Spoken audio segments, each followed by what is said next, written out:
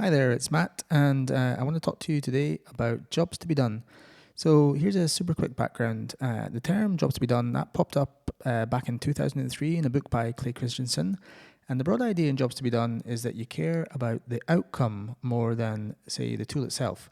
And that idea is certainly older than 2003. I mean, fundamentally, that's the core principle of all user experience research, after all. And the specifics of what jobs to be done actually is or isn't, that kind of wasn't really expanded upon until later than that book in 2003. And since then, it's gained a real head of steam in the last few years. But first of all, what you need to understand to get a handle around jobs to be done is that there are actually two competing views of what jobs to be done actually means. Firstly, there's jobs as progress, and secondly, there's jobs as activities. So that is, in the first case, jobs that help us be something or become something. And if you're talking about the second one, jobs and activities, they're really just jobs that help us do something. So you've quite probably heard this example. This is the one that everyone bangs out the very first time you start talking about jobs to be done. And it's why do people buy quarter-inch drill bits? And the jobs to be done answer to this is that they don't want quarter-inch bits at all. What they want is quarter-inch holes. And actually, one of the criticisms of jobs to be done is people tend to talk about physical things rather than useful digital things that we actually care about. But for the purposes of understanding the two different types, a quarter-inch hole, that's a job that helps us do something.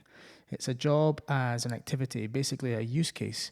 And I guess Anthony Ulwick, he described this as a task, a goal, or an objective a person is trying to accomplish, or a problem that they're trying to resolve. Now, that's a reasonably useful description, but it's not necessarily all that more useful than, say, classic user stories, or in fact any of the other approaches to use case or activity-centric design. It's just another way of saying something that we've always really been saying in user-centric design. So that brings us to the jobs as progress approach. And that's a term, jobs as progress, that was coined in 2014.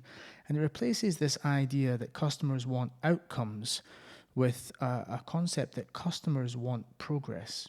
So what does that really mean? Well, first of all, let's take a look at what kind of questions it asks. Well, some of these questions are, why does someone purchase a product for the first time? How do users shop for new products, and why they switch between products?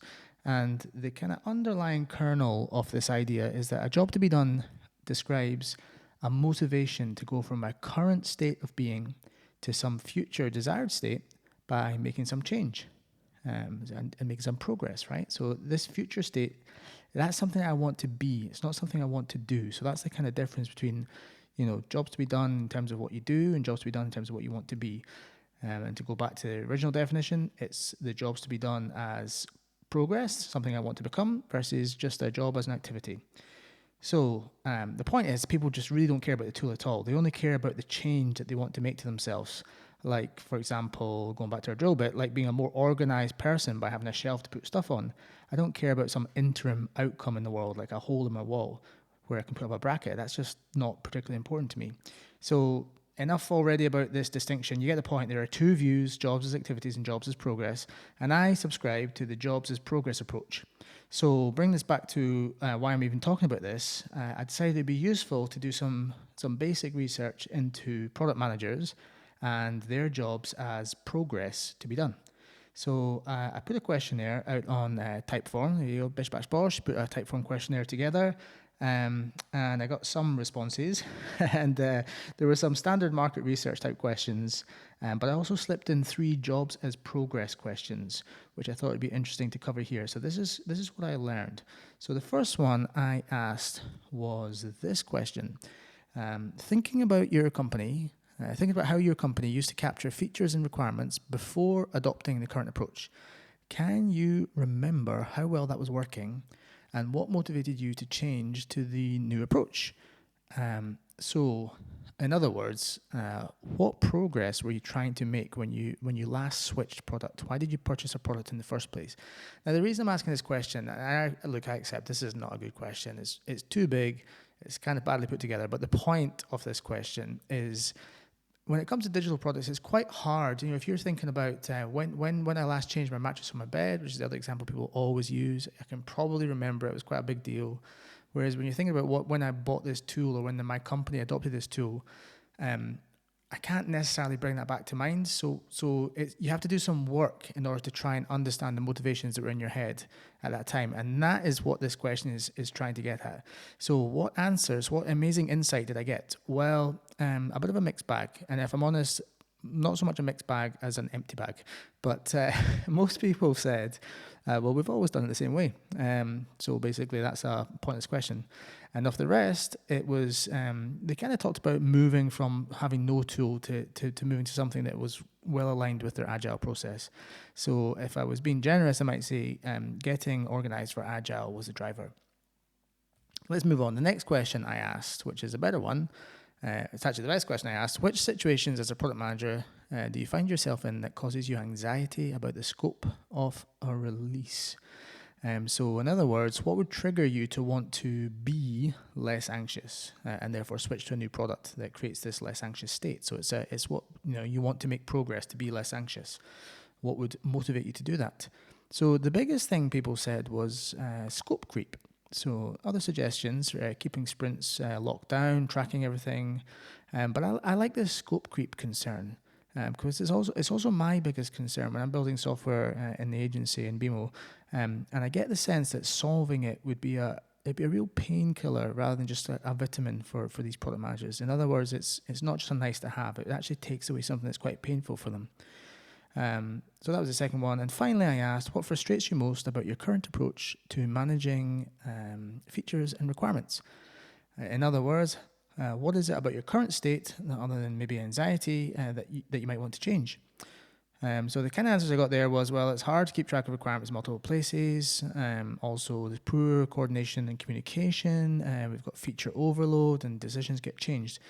Now, the second, third, and fourth items there, so the coordination, communication, feature overload, and decision getting changed, they're again related to the change process around requirements. Well, that's what I took from it anyway.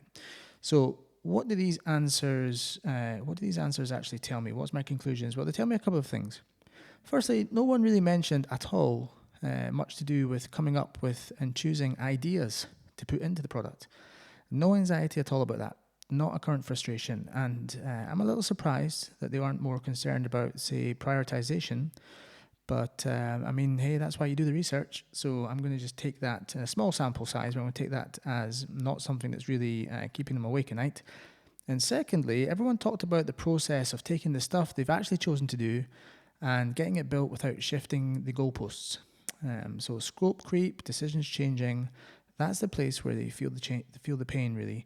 And if I wanted to project a little, and it is a projection, but if I did want to do that, I'd say that perhaps the job of a product manager inside a big company possibly feels like being caught between a rock and a hard place, where you keep getting asked to accommodate change, but you know that doing so will impact your ability to deliver, and that's something you get measured on.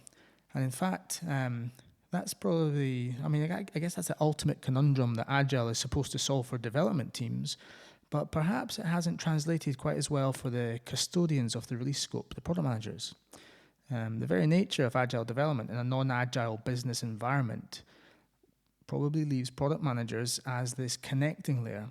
And that's what's driving their anxiety. In fact, I think if we can help them to feel more in control when it comes to managing the change process, then I think that's a motivation that could potentially be strong enough to get them to try out this app. So that's where we're going to focus, and I'll tell you more about that in the next video.